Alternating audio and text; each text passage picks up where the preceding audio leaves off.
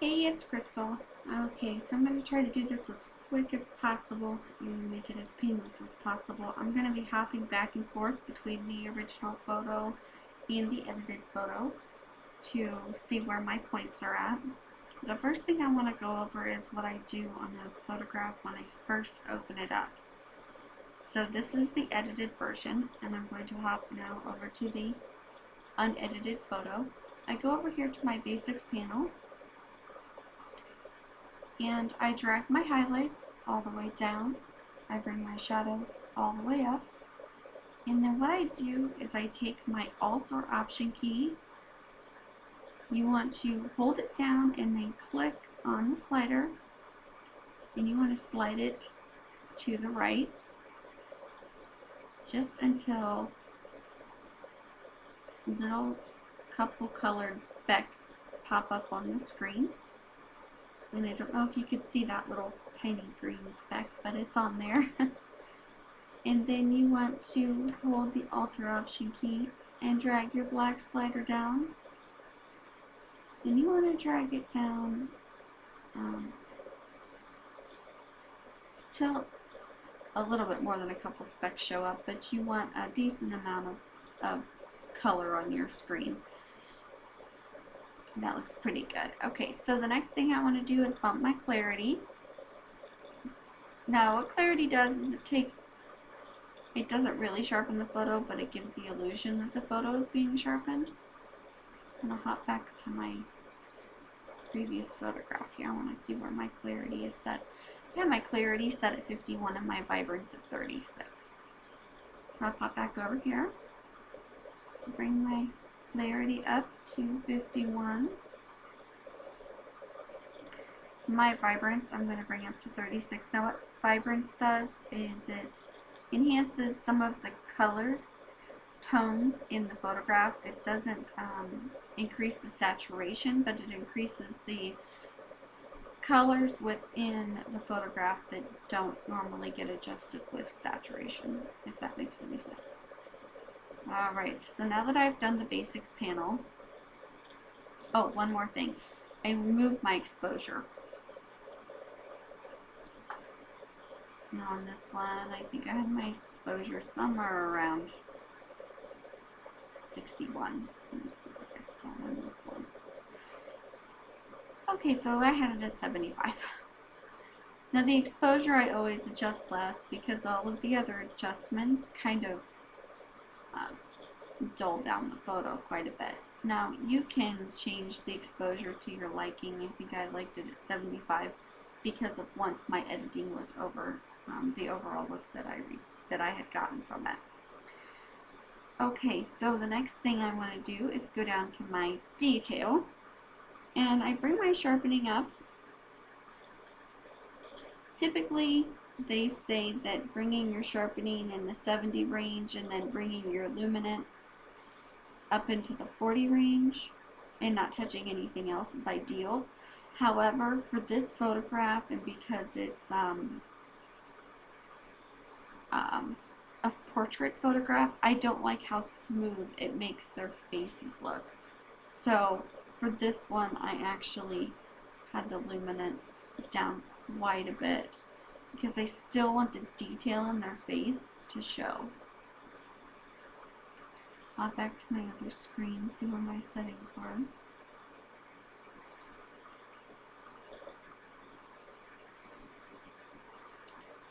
And my luminance was at 14.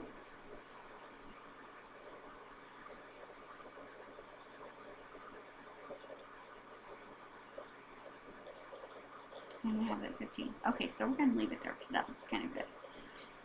Alright, I'm going to close my bars here so I can kind of see what I'm doing. Alright, so the next thing I want to do, I learned this today, so bear with me. I go to my heal brush, and you want to make sure that it's on heal and not clone. And for this one, I think each one is going to be a little bit different, simply because you're adjusting based on each photograph the opacity that you want.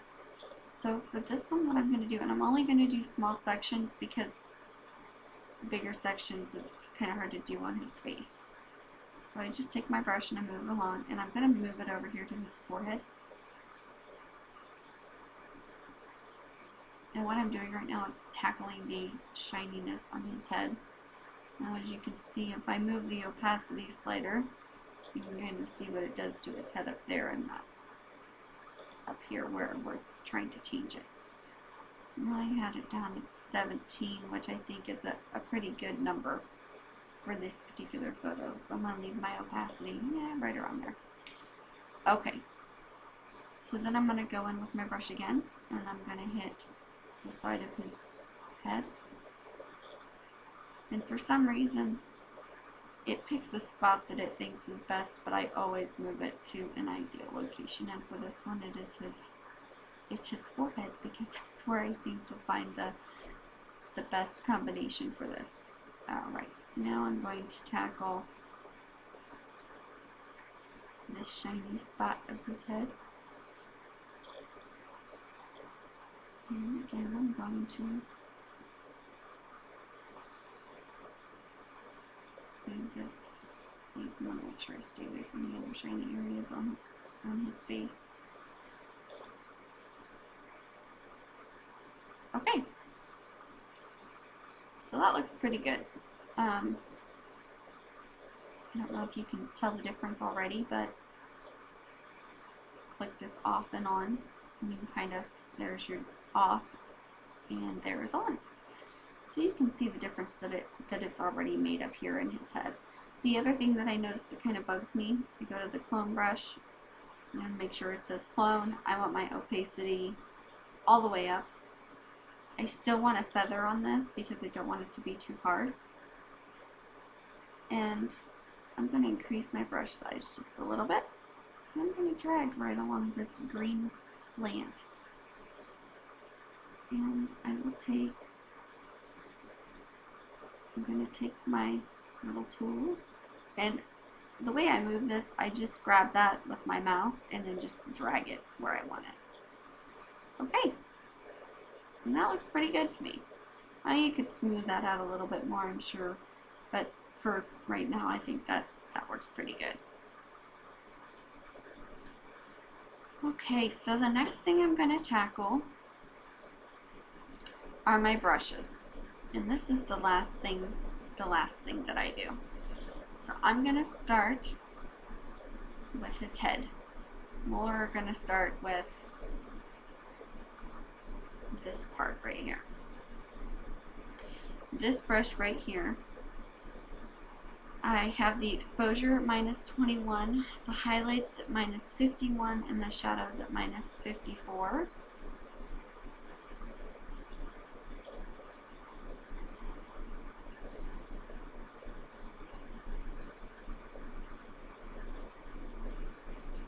So -51 on the exposure.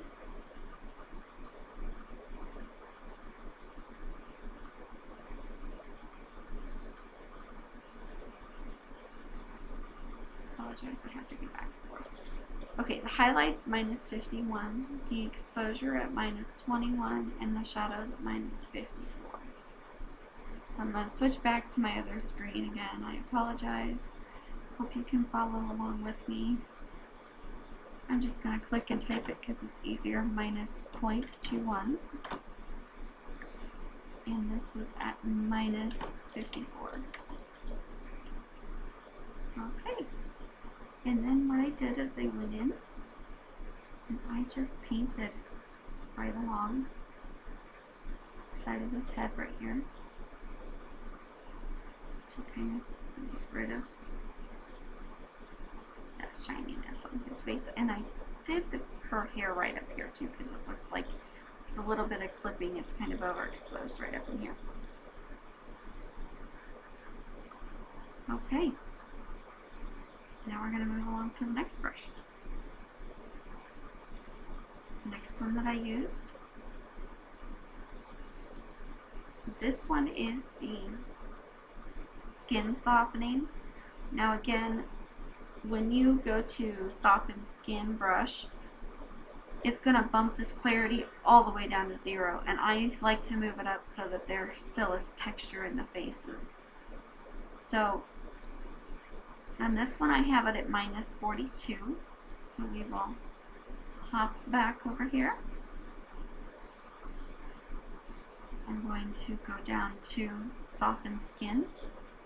I'm going to bring my clarity up to 42, minus 42, and then I'm just going to go in and I'm going to paint on their faces. Now on this one I'm not zooming in because I'm just trying to quickly do it. Typically I would zoom into their faces to make sure that I'm not getting certain things like the creases around their noses and this area of his cheeks and around his eyes. You don't want to hit those areas because those areas are where you want to keep the detail. I'm going to zoom in on this one. You can kind of see it's a little bit grainy, but so typically this is how I would edit it, and I would take a lot more time than what I'm doing. But I'd go in, I'd make sure that I dodge those corners of her face, and okay, chin here. And again, I'm just going to go right in. Okay. I'm going to zoom back out. I'm going to quickly do this because I'm running this really short on time. So I'm going to go in. I'm just going to go over all their faces. I want to make sure that I get their next two because I don't want any skin left untouched, because then it makes the rest of it look really unnatural if you do that. Okay. So that looks pretty good for a quick edit. Okay, so the next thing I'm going to do, I'm going to go back over to the original, go to that brush again. Okay, we're going to tackle the teeth on this one. I have the teeth, the exposure at minus 14 and the saturation at minus 55. Now when you hit teeth whitening, it is going to give you a normal setting that to me just looks unnatural, especially in this case, because their teeth are very yellow as it is. Now I could go with the original settings, but to me it just looks really, really fake. And normally you wouldn't hit the lips, which that's going to bug me, so I'm going to go back in. You zoom in when you do this as well. Notice I'm trying to do very quick. So I have this at 17. Oops. Sorry.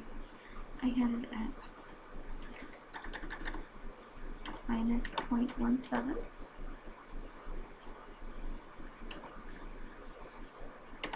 Plus 0.17. And I have this, I believe, was somewhere in the 40 range, but we'll go there. That looks pretty good. 49. Okay.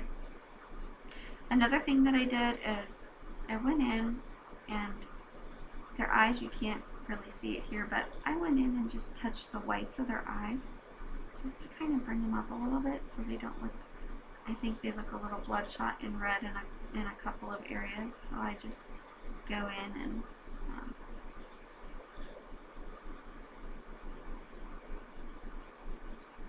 get the corners of their eyes so that they stand out a little bit more. And on hers, it really makes a difference when you go in on hers too. I just think it helps make their eyes pop a little bit more. Okay, so that looks pretty good. And